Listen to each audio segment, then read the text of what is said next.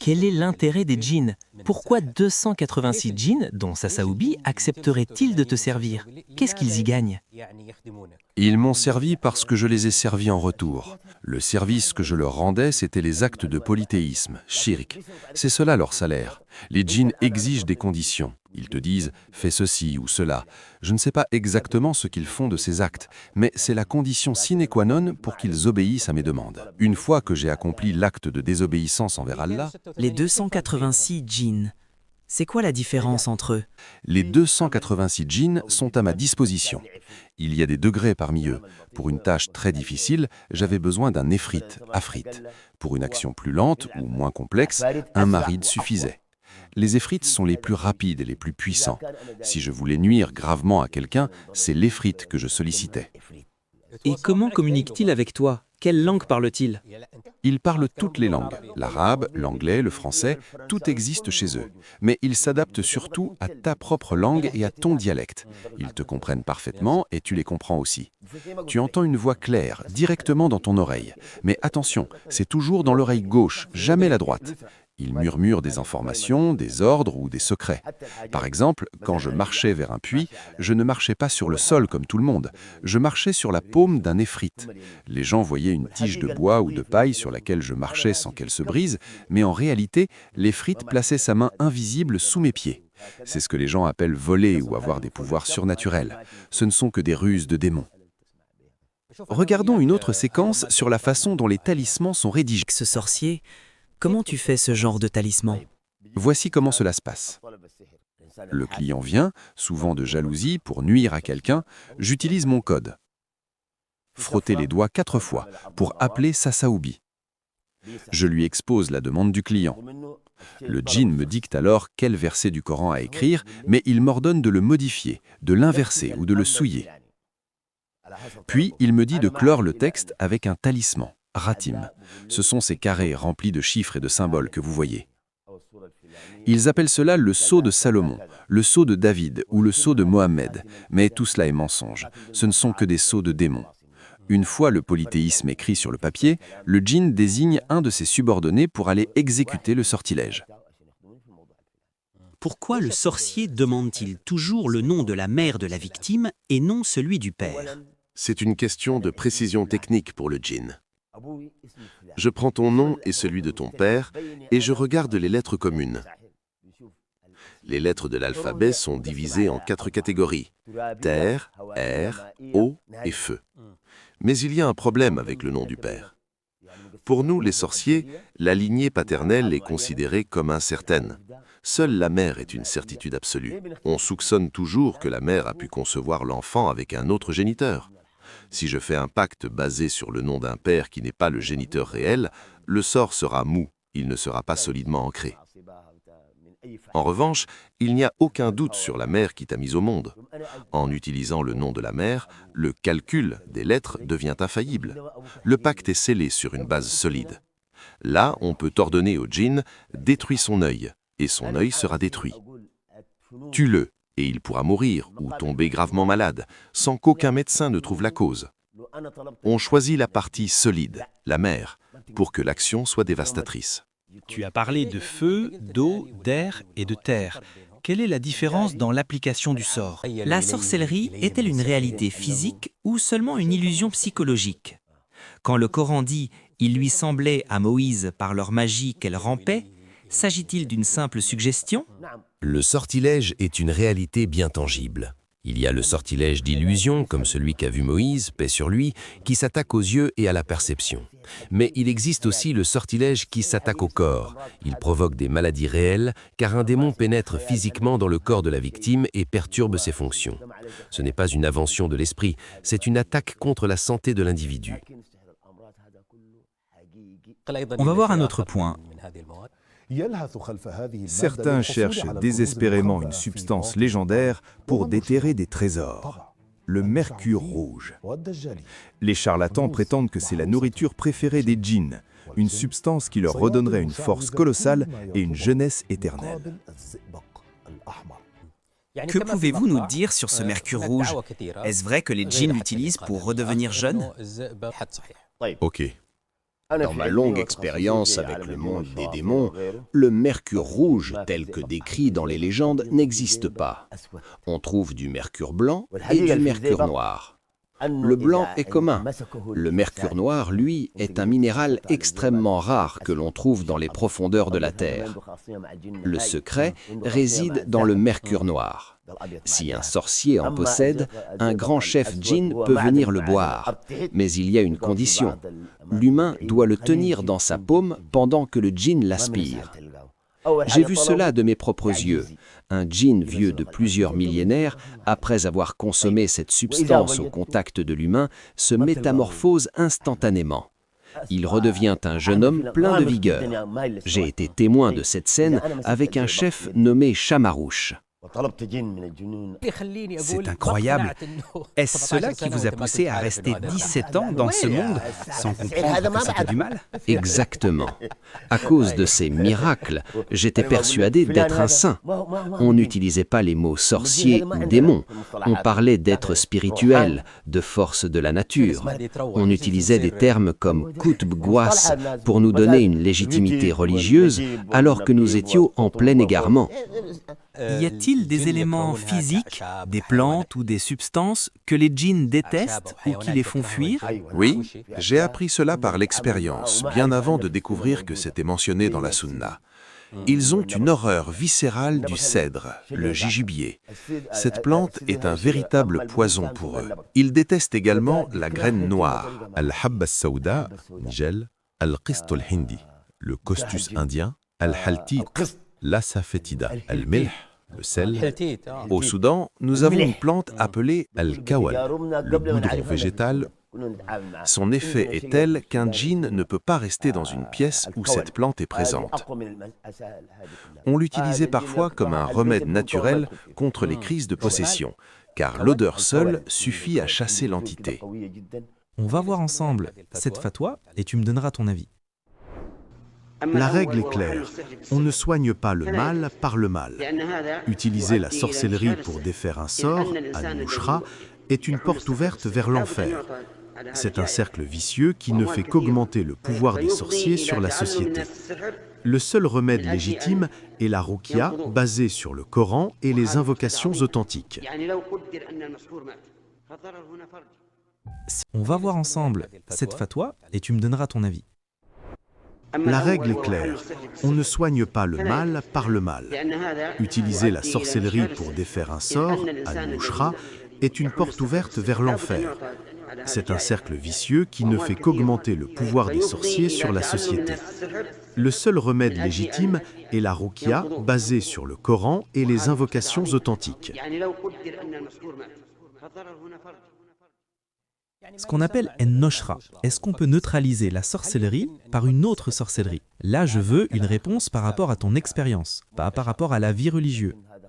C'est très dangereux. Neutraliser un sort par un autre acte de sorcellerie est dangereux déjà parce que la sorcellerie est grand shirk, un très grand péché. Je veux savoir surtout par rapport à ton expérience et ne pas par rapport à ton avis religieux. Toi, tu as déjà défait un sort par un acte de sorcellerie? Oui, bien sûr, grâce à la ruqya religieuse, c'est possible. Est-ce qu'on peut neutraliser une sorcellerie de loin sans la trouver? Oui, bien sûr. Oui, bien sûr, grâce à la ruqya religieuse, c'est possible. Aussi avec des plantes sans trouver la sorcellerie. Comment la personne peut-il se protéger de la sorcellerie? Avec les protections prophétiques, les invocations du matin et soir, et grâce à ce moyen de protection, louange à Dieu, que j'ai pu sortir de ce milieu satanique grâce aux invocations de protection. Il ne faut pas que la personne délaisse cette protection. Ils ont essayé avec moi pour que je revienne avec eux et ils m'ont menacé, mais grâce à Allah et aux invocations, j'ai pu résister. Comment ils sont venus?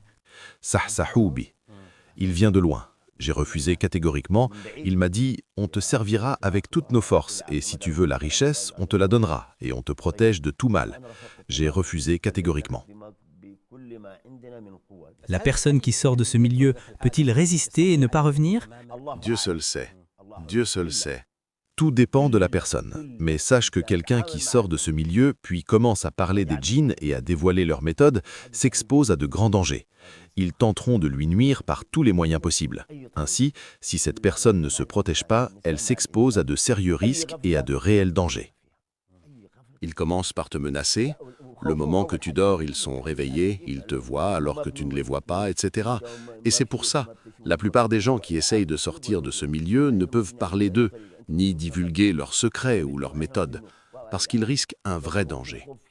Mais Allah est au-dessus de toute chose. Il y a des questions que nous avons reçues des gens à travers les réseaux. On va voir quelques-unes. Pourquoi observe-t-on beaucoup moins de sorcellerie dans les pays scandinaves et les pays du G7, alors qu'elle est très répandue dans les pays du tiers-monde? Comment puis-je savoir si je suis atteint de sorcellerie ou non? Le démon ou les djinns peut-il habiter et posséder une personne ou agit-il uniquement à distance par influence? J'ai plusieurs questions. Le sorcier peut-il voir les djinns sous leur forme réelle? Les djinns possédaient-ils des pouvoirs surnaturels? Quelle est l'espérance de vie moyenne des djinns? Les djinns ont-ils des lieux spécifiques où ils résident ou se regroupent? Quel est le lien entre l'astrologie, les signes du zodiaque, les étoiles et les djinns ou la sorcellerie? Un sorcier peut-il influencer les résultats des matchs de football?